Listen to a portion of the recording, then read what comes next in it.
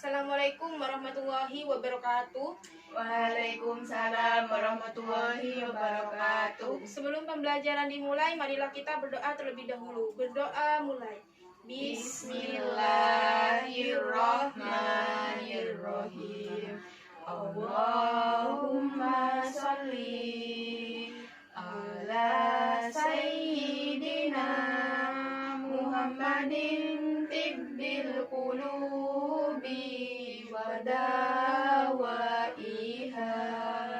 wa afiyatil abadani wa shifaiha wa nuril absari wa hiwaiha wa ala alihi wa sahbihi wa sallim. Bismillahirrahmanirrahim.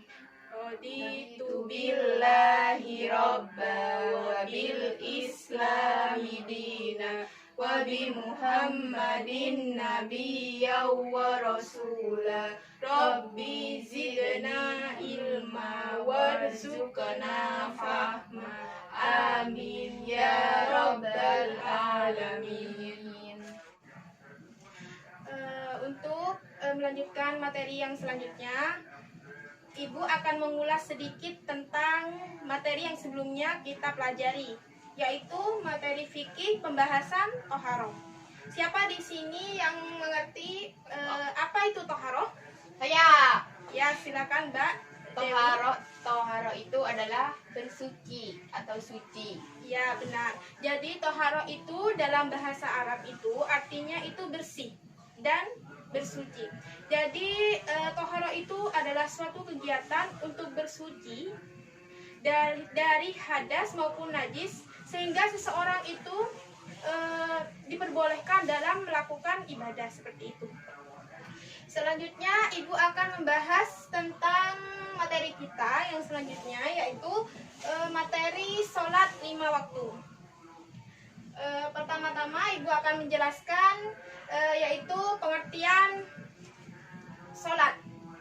Ini ya, Ibu akan menjelaskan pengertian dan dalil sholat 5 waktu. Ya. Siapa yang tahu apa itu sholat? Ya, monggo Mbak. Sholat adalah ibadah yang terdiri dari perkataan dan perbuatan tertentu. Jadi benar. Begini, jadi sholat itu ya adalah suatu perkataan atau perbuatan yang dimulai dari takbir dan diakhiri dengan salam, seperti itu. Di sini sholat wajib itu ya disebut juga sholat fardu karena yang berarti sholat itu harus wajib dilaksanakan bagi setiap umat muslim, umat Islam. Sholat wajib itu anak-anak dibagi menjadi 2 ya. Sholat wajib fardu ain dan sholat wajib fardu kifayah. Jadi sholat wajib fardu ain itu adalah sholat yang seluruh umat Islam itu wajib melaksanakannya. Seperti contohnya sholat 5 waktu, sholat subuh, duhur, asar, maghrib, serta isya. Kemudian yang selanjutnya yaitu sholat fardu kifayah. Sholat fardu kifayah itu yaitu sholat yang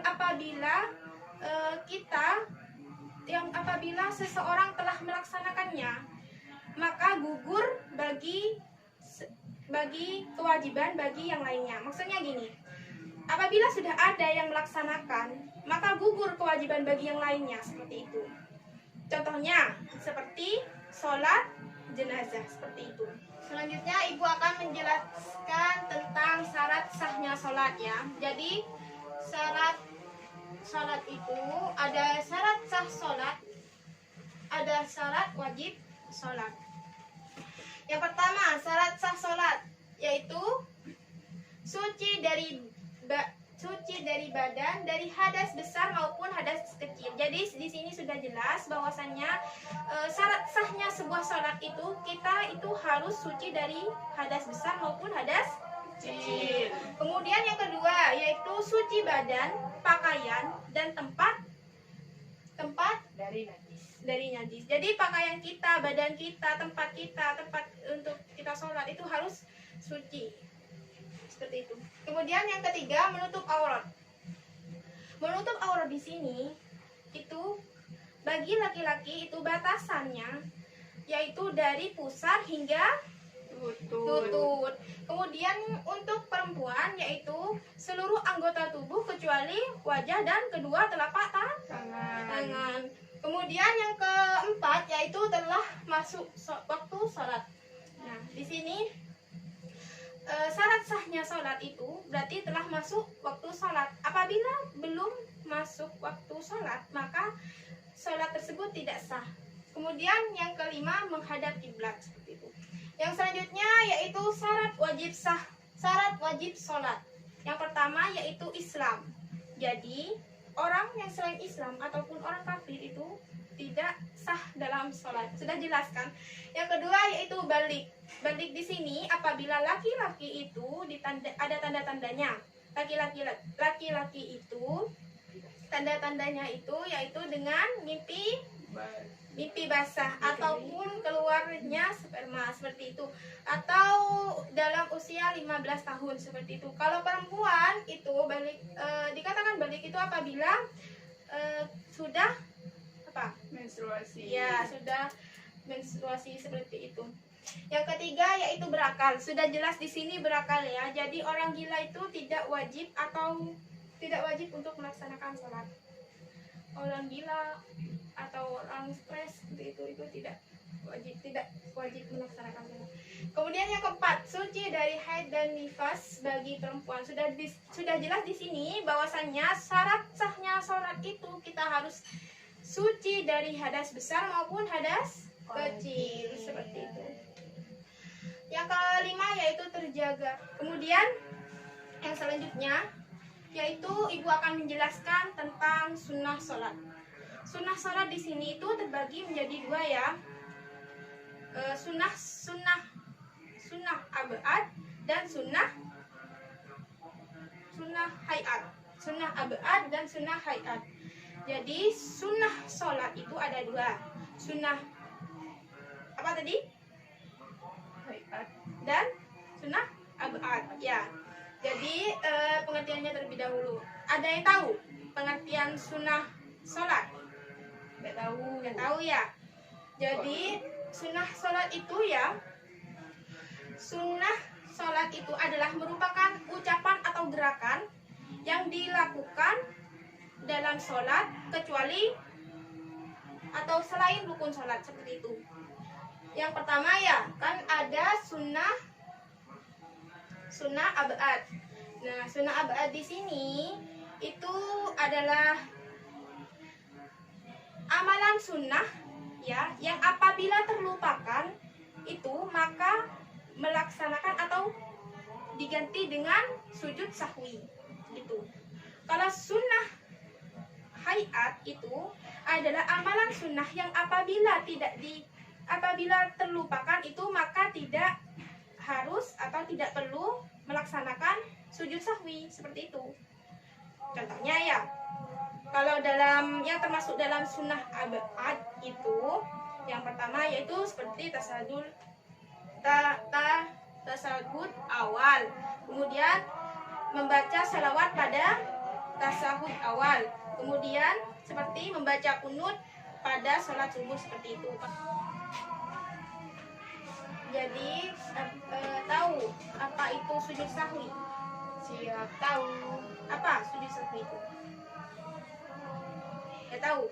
Jadi sujud sahwi itu adalah sujud yang dilakukan apabila seseorang itu meninggalkan sunnah abad tadi itu. Sunnah abad yang ibu jelaskan tadi. Seperti contohnya kita itu kekurangan rakaat, kelebihan rakaat, apalagi kita ragu-ragu seperti umpamanya kita sholat duhur ya, 4 rakaat. Tapi kita ragu-ragu, kita sudah sampai berapa rakaat ya? 3 apa 4 ya? Seperti itu kan, ragu-ragu, lebih atau kurang sih, seperti itu kan. Jadi kita itu ragu-ragu, maka kita melakukan sujud sahwi. Seperti contohnya kita dalam sholat subuh kita lupa membaca doa kunut, maka kita melakukan sujud sahwi. Yang selanjutnya yang kedua yaitu kan tadi sunnah abad yang pertama, yang kedua itu sunnah hayat. Sunnah hayat di sini adalah amalan sunnah dalam sholat yang apabila terlupakan itu kita tidak perlu melakukan sujud sahwi. Itu maksud sunnah hayat di sini yaitu mengangkat tangan ketika takbiratul ihram sampai sejajar ujung jari dengan telinga dan telapak tangan sampai bahu. Meletakkan tangan kanan di atas tangan kiri ketika sedekap, membaca doa iftitah. Tumak ninah, diam sejenak. Dan sebelum membaca Al-Fatihah ataupun sesudah membaca Al-Fatihah. Kemudian mengucapkan lafal amin sesudah membaca Al-Fatihah. Mendengarkan bagi bacaan imam bagi makmum. Terus membaca ketika itidal. Yang selanjutnya yaitu tentang yang membatalkan sholat. Yang membatalkan sholat itu seperti berbicara dengan sengaja. Sudah jelas berbicara dengan sengaja maka batal sholatnya. Kemudian yang kedua tertawa. Tertawa juga membatalkan sholat.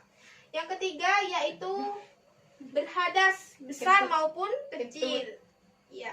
Yang keempat yaitu terbuka auratnya. Itu maka batal. Merubah niat, membelakangi kiblat, makan dan minum. Makan dan minum, kemudian meninggalkan salah satu rukun salat dengan sengaja, bergerak dengan sebanyak 3 kali secara berturut-turut. Itu sudah jelas maksudnya itu seperti ini deh. Itu semuanya kita sholat, kemudian kita ada yang sesuatu yang gatal gitu kan. Itu kita menggaruhnya secara berurut-urut 3 kali. Itu batal. Apabila kita semuanya kita gatal gitu ya.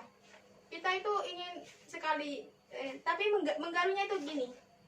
1. Boleh 1, 2. Tapi tidak boleh berturut-turut sampai 3 kali. 1, 2, 3. Tidak boleh. Setelah itu penjelasan dari Ibu, ada yang perlu ditanyakan? Monggo untuk yang mau bertanya anak-anak. Tidak ada? Tidak ada. Kalau ada silakan. Nggak ada? Ibu akan memberikan tugas untuk yang selanjutnya, yaitu catat Mbak. Tugasnya yaitu mencari 5 dalil tentang sholat.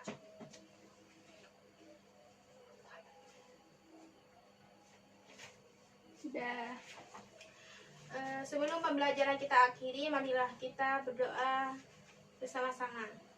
Bismillahirrahmanirrahim. Wal asri innal insana lafi husri illal ladina amanu wa amilus solihati wa tawassaw bil haqqi wa tawassaw bis sabr. Mohon maaf apabila ada kekurangan atau tutur kata yang salah dari Ibu Guru. Sekian dari saya. Wabillahi taufiq wal hidayah. Wabil ridha wal inayah. Wassalamualaikum warahmatullahi wabarakatuh.